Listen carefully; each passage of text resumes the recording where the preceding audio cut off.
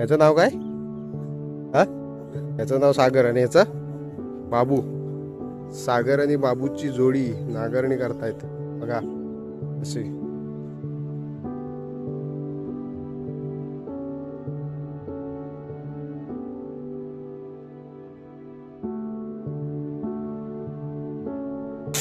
जबरदस्त सनसनीत दणदणीत कसा लागतोय बघा. आता मगाशीच लागला असता मस्त का आम्हाला खतायला पण इझी पडलं असतं थोडं. नमस्कार मित्रांनो, तुम्हा सर्वांचं स्वागत आहे आपल्या युट्यूब चॅनलवरती, ज्याचं नाव आहे कोकणी दर्शन.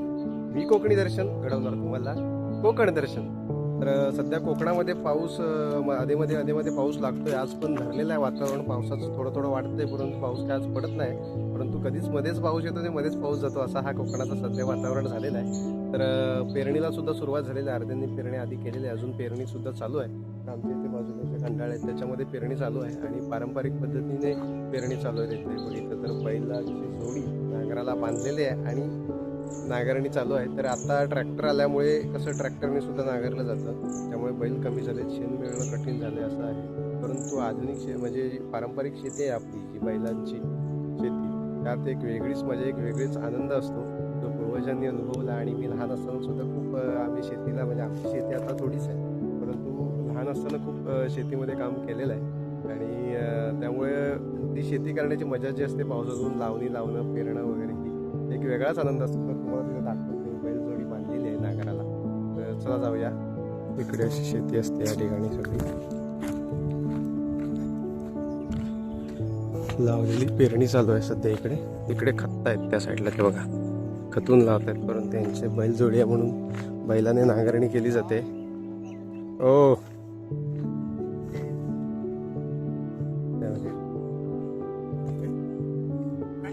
पहिले हे फाल असायचं ते लाकडाचं असायचं, परंतु आता लोखंडाचं फाल बनवलं जातं. हे बघा खाली पेरलेलं आहे, दाखवतो. हे पेरलेलं आहे धान्य. इथे हे धान्य उगवणार, शेतकऱ्याचं सोनं आहे असं पेरलेलं आहे. हे व्हायला आलंय नांगरून, ॲक्च्युली खरं तर संपूर्ण नांगरून व्हायला आलाय. हे बघा अशा पद्धतीने नांगरणी केली जाते.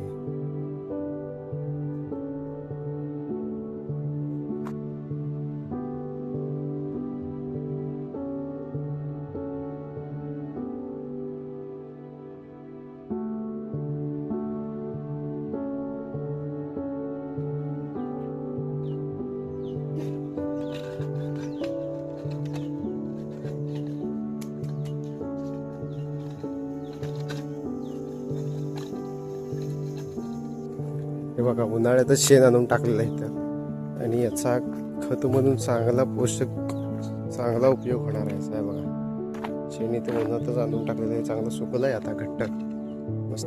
तिकडे बघा पाऊस धरलाय वरती त्या साईडला.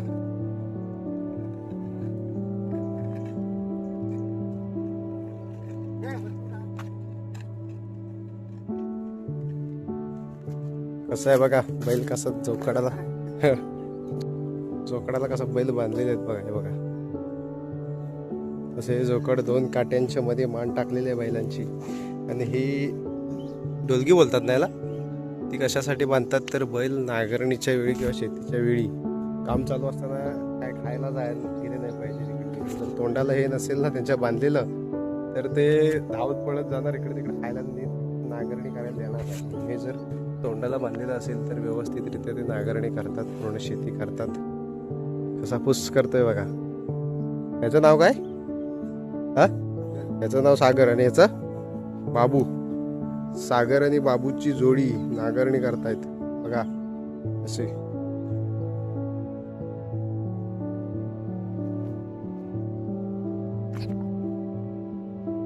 बघा असे ही काठी असते. आबा जाऊ का, अशी ही काठी असते बैला नाकावण्यासाठी. मी तर नांगर धरून नांगरणी करतात. जे कोकणात राहणार आहेत, नांगरणी बघितली त्यांना चांगलीच माहिती आहे, परंतु ही पद्धत आता लोप पावत चालले. काही वर्षांनी नांगर दिसणार नाही, तर मशीन सगळ्यांकडे असतील, ट्रॅक्टर. शेतीच आता बहुतेक लोकांनी सोडला नाही आहे गावात. शेतीच करायला कोण म्हणत नाही, सगळे स्थलांतरित मुंबईमध्ये झाले, शहरामध्ये.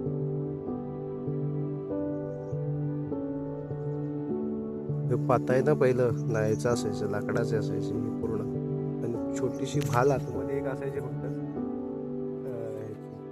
लोखंडाची, पण आता पूर्ण ती लोखंड झालंय बघा, स्क्रूने फिट केलेलं आहे. इथं जसं जसं काल बदलत जातो तसं तसं बदल होत जातात.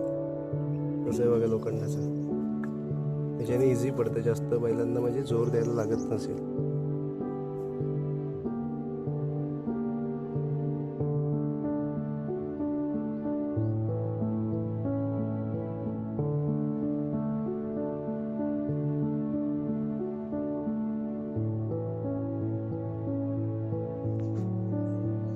थोडाफार आराम केला नाही काकानी, आणि ते पुन्हा आता नांगरायला सुरुवात करणार आहे.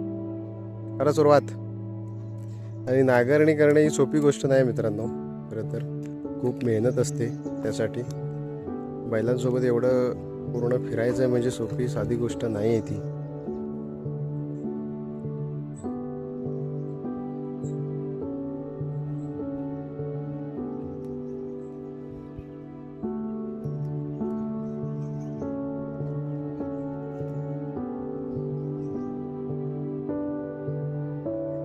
आता तिकडे वरची कांडाळी पण पेरणार आहेत ते बघा, तिकडे पेरणी चालू आहेत, त्या काकी पेरत आहेत त्या साईडला, तिकडे दिसत असतील, तिकडे लांब आहेत बघा वरती, तिकडे पेरता. इथून झालं की तिकडे जाणार आहे ते नांगरण्यासाठी. पाऊस धरतोय पण काही येत नाही.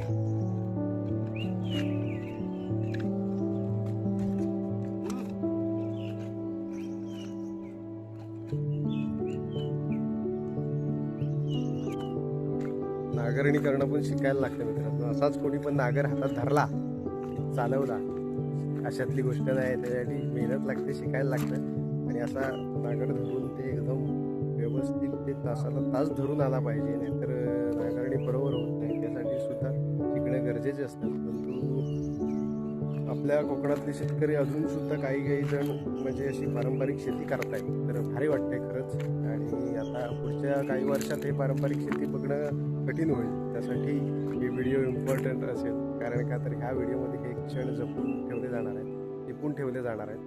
तर या व्हिडिओतून बघायला मिळेल पुढच्या लोकांना, पुढच्या पिढीला हे नांगरणी म्हणजे काय हे वगैरे काही म्हणजे माहीतच नसेल. पण आताची जी लहान लहान पोरं आहेत त्यांना, आमच्या वाडीमध्ये पहिली कोंबडी खूप होती, आता कोंबडी कमी झालीच सगळी. त्यामुळे कोंबडी म्हणजे काय हे त्या मुंबईचा पोरगा एक आला होता परवा आमच्याकडे, खरं सांगतो तुम्हाला, म्हणजे कोंबडी म्हणजे काय त्याला माहीत नव्हतं, कोंबडी म्हणजे काय हे असं.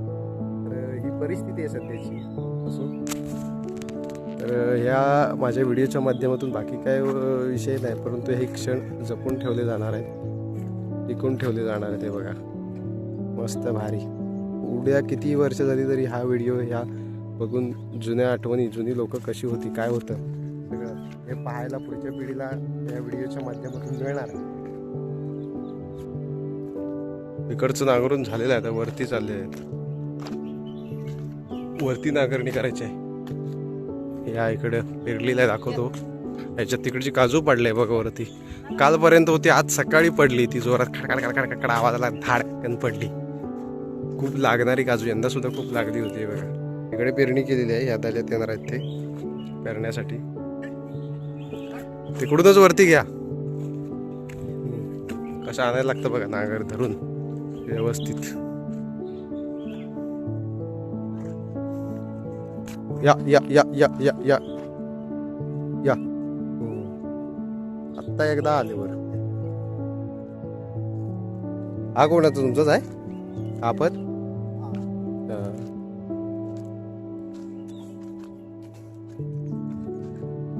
आता सुरुवात, हा पूर्ण सगळा नांगरून काढणार आहे संपूर्ण.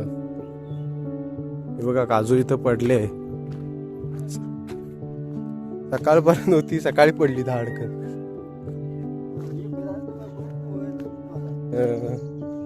कशी पडले बघा, एवढी मोठी काजू, लागणारी काजू खाली पडली.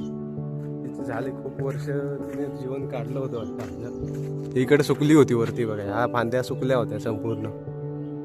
असं झाडं पण आता साथ सोडायला लागलेत, मुदातूनच पडली, पूर्ण मुदात बाद झाली होती ती बघा. तुम्हाला दाखवतो, पूर्ण मुदा तिचा सडला होता, त्यात काहीच राहिलं नव्हतं, म्हणून ती पडली. हे बघा असा पूर्ण मुदा साठला होता, त्याला कीड लागली होती वाटतं. हे बघा संपूर्ण त्याचा बुंदा आहे तो सडून गेला आणि त्यामुळे ती पडली. यंदा लागली होती, यंदा काजू ही भरपूर लागली होती. चिरक्यांची काजू आहे आणि आप्पाची काजू आहे ती, आणि शिर्के त्यांची काजू आहे. तर हे सुद्धा एक झाड आठवणी ठेवून गेलं, भारी लागायची काजू.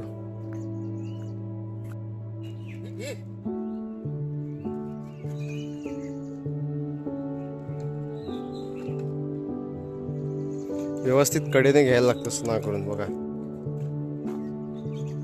ह्या गोष्टी डोक्यात बसणं, माइंडमध्ये बसणं खूप गरजेचे असतात.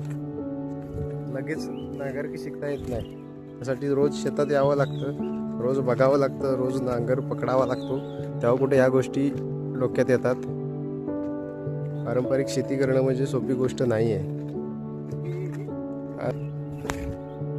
आपल्या हा कोकणातला शेतकरी खरंच खूप संयमी असतो आणि खूप मेहनती सुद्धा असतो. कारण का तर तुम्ही बघू शकता शेतकरी खूप ठिकाणी अशा शेतकऱ्यांचा आत्महत्येचं प्रमाण खूप वाढलेलं आहे. आणि देऊळबंद हा चित्रपट, देऊळबंद 2 आता परीक्षा देवाची असा तो चित्रपट आहे. तर त्या चित्रपट जर तुम्ही बघितला नसेल तर जाऊन बघा. त्यामध्ये शेतकऱ्यांच्या आत्महत्येवरती खूप छान असा सुंदर असा विषय मांडलेला आहे त्या चित्रपटात. तर भारी पिक्चर आहे आणि आपण भाग्यवान आहोत की आपल्या कोकणातला शेतकरी सहसा वातावरणाला किंवा याला कंटाळून आत्महत्या हा प्रकार करत नाही. खरंच खूप भाग्यवान आहोत आपण. तर आता नांगरणी चालू आहे. बघा हे आता हे बारकी काय आलेलं आहे, नांगरणी कशी चालते बघा, समजलं. आता पुढे तुम्हाला हे बघायला विषय नाही मिळणार, नको समजलं. पुढच्या पिढीला, तुमच्या पिढीला हे गोष्टी आता बघायला नाही मिळणार. एक शेवटची क्षण आहेत, समजलं. हा असं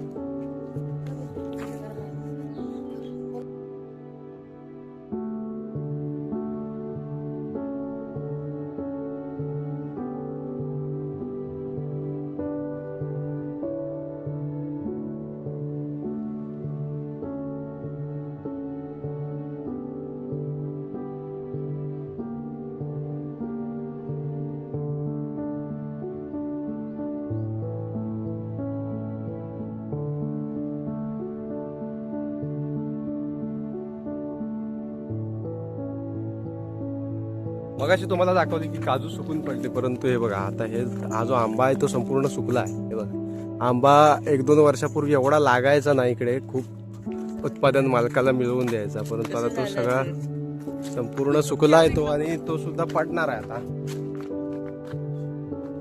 असं आहे, झाडं पण आता जसा काळ पुढे जातो तशी झाडं पण साथ सोडत चाललेत. चला हे कलियुग आहे, या कलियुगात काय होईल सांगता येत नाही. सो तर आता तिथे नांगरणी तुम्ही बघितलात, घरी चाललोय नांगरणी बघून. भारी वाटतं अशी नांगरणीची शेती करताना बघायला, एक वेगळाच आनंद, एक वेगळीच मजा येते.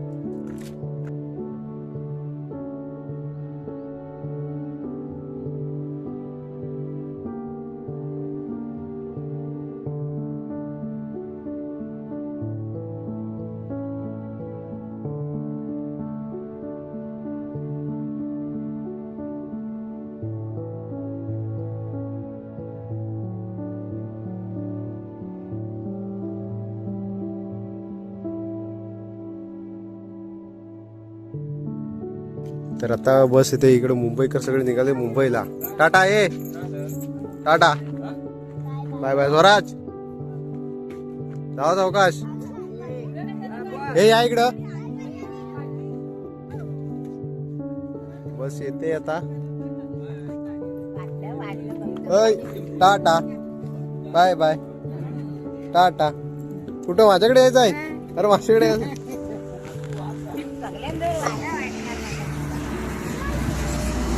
गाडी आली रे, आली आली आली आली आली. अजून जा सावकाश, सावकाशच्या बूम बूम बूम बूम.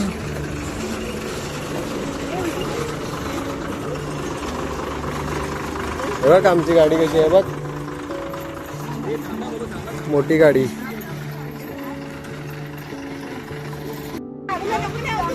जावा आहे सावकाश. Bye bye. दुर्वा दुर्वा कुठे गेलं? Tata tata bye bye bye. आता घरी आता सुनसुनाट होणार आहे. सगळे मुंबईकर गेली.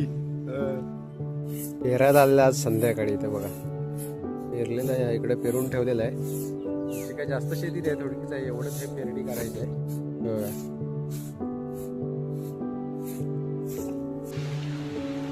आम्ही पेरणी करून घरी आलो आणि आता पाऊस आलाय बघा. आता पाऊस लागायला लागलाय. पेरणी करून घरी आल्याच्या नंतर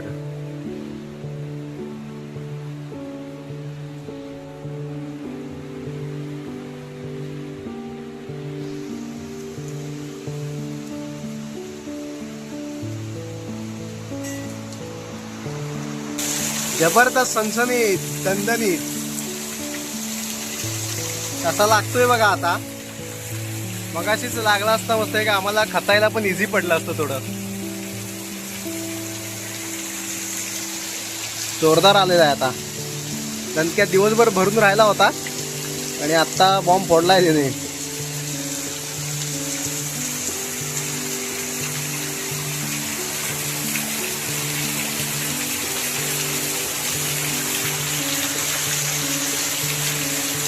तर मित्रांनो, आजचा ब्लॉग इथेच थांबवण्याची वेळ झालेली आहे. आजच्या ब्लॉगमध्ये तुम्ही बघितलं की पेरणी चालू आहे इकडे गावामध्ये. कोकणामध्ये पेरणी सध्या चालू आहे. पावसाला सुद्धा सुरुवात झालेली आहे आणि चिल्लर पार्टी मुंबईतून गावे आलेले होते मे महिन्याच्या सुट्टीमध्ये. ते आता मुंबईत गेलेले आहेत. असा आजचा ब्लॉग होता. तर आजचा ब्लॉग इथेच थांबवण्याची वेळ झालेला आहे. आजचा ब्लॉग तुम्हाला कसा वाटला कमेंट करून नक्की सांगा. आणि असेच नवनवीन ब्लॉग व्हिडिओ पाहण्यासाठी आपल्या कोकणी दर्शन यूट्यूब चॅनलला लाईक शेअर सबस्क्राईब नक्की करा. मी कोकणी दर्शन घडवणार तुम्हाला कोकण दर्शन. चला तर भेटू पुढच्या मध्ये.